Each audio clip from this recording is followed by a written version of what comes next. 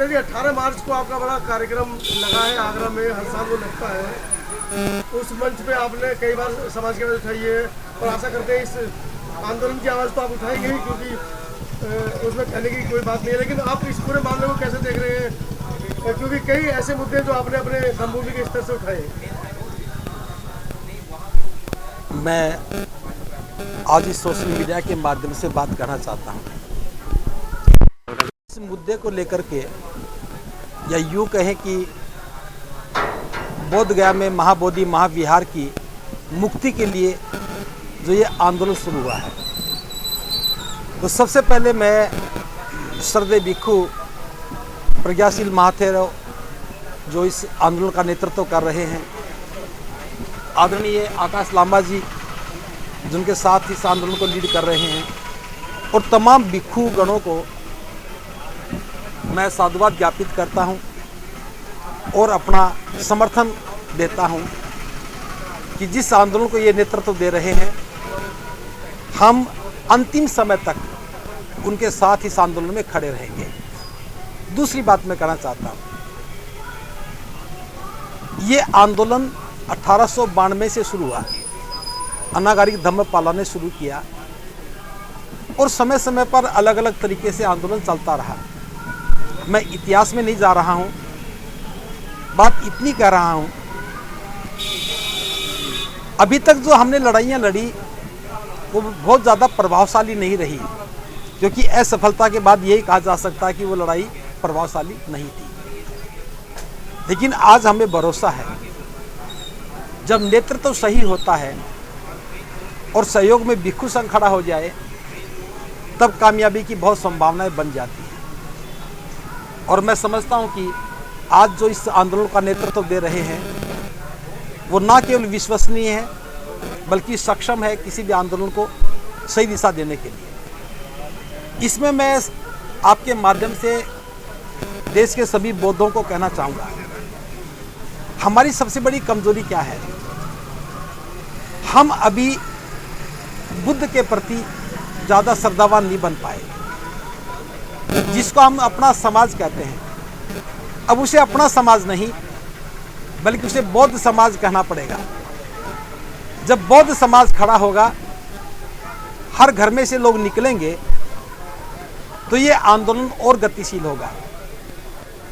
अभी मैं सुन भी रहा था, देख भी रहा था, सोशल मीडिया पे बातें भी सुन रहा था आते हुए, कि पुलिस ने बर्बरता से हमें उठा दिया और वहां से उठा करके हॉस्पिटल प्रांगण में ले आए। देखिए, ये तो साधुवाद ज्ञापित करना चाहिए हमें प्रशासन का, क्योंकि जब आंदोलन में हलचल नहीं होती तब तक लोग चेतते नहीं हैं। ये 17वां दिन है आज।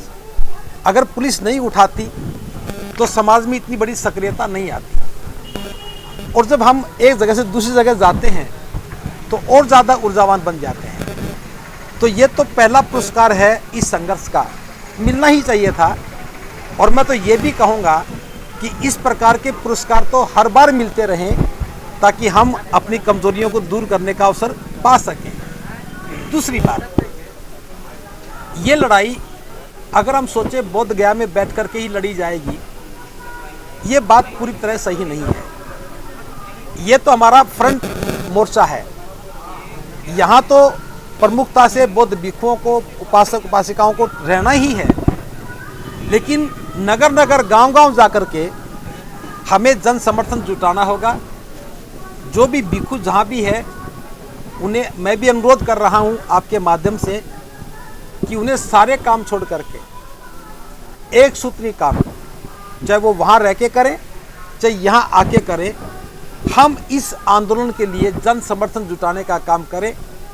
साधनों के अभाव में या जन समर्थन के अभाव में ये आंदोलन कमज़ोर नहीं पड़ना चाहिए। देखिए, कोई भी आंदोलन एक मोर्चे से नहीं लड़ा जाता। हमने किसान आंदोलन को देखा है, जो किसान मोर्चे पर थे वो तो थे, लेकिन कितने लोग थे जो उनके लिए खाने की व्यवस्था कर रहे थे, उनके लिए साधनों की व्यवस्था कर रहे थे। 4 ट्रैक्टर वापस जाते थे तो 10 वहाँ से आते थे, उधर आते थे। तो वो आंदोलन जन समर्थन से कामयाब हुआ। दुनिया का मैं समझता हूँ सबसे बड़ा आंदोलन रहा होगा बौद्धों का आंदोलन भी, चाहे कितना भी लंबा चले, ये कमजोर नहीं पड़ सकता। क्यों नहीं पड़ सकता मैं बताऊंगा। किसान वहां बैठे थे, उनके सामने कई समस्याएं थी, उनके खेत भी समस्या थी, उनकी फसल भी समस्या थी, उनके परिवार भी समस्या थी। भिक्षुओं की क्या समस्या है? भिक्षुओं की कोई समस्या नहीं है।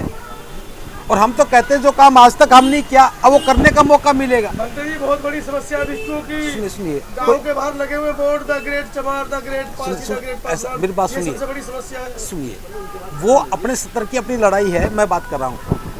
भिक्षु जो अभी तक ध्यान के माध्यम से धम्म को नहीं समझ पाए, धरने पर बैठ करके कम से कम धम्म को समझेंगे और यहाँ से जो ऊर्जा मिलेगी हम समाज को समझा पाएंगे। अभी लंबे समय से मैं देख रहा हूँ बौद्ध गया मुक्ति का आंदोलन स्थिर अवस्था में था, आज वो आंदोलन दोबारा खड़ा हुआ है। हम सब के लिए ये प्रेरणा स्रोत की बात है, प्रेरणा की बात है। मैं तो आपके माध्यम सबको कह रहा हूँ, सभी भिक्षुओं से हमें अनुरोध करना है, मैं भी कर रहा हूँ कि वो जहाँ भी हैं इस आंदोलन के लिए अपनी भूमिका निभाएं। डीएम साहब ने जैसा अभी पता लगा कि कहा कि भिक्षु कम है, इसमें कोई संदेह नहीं।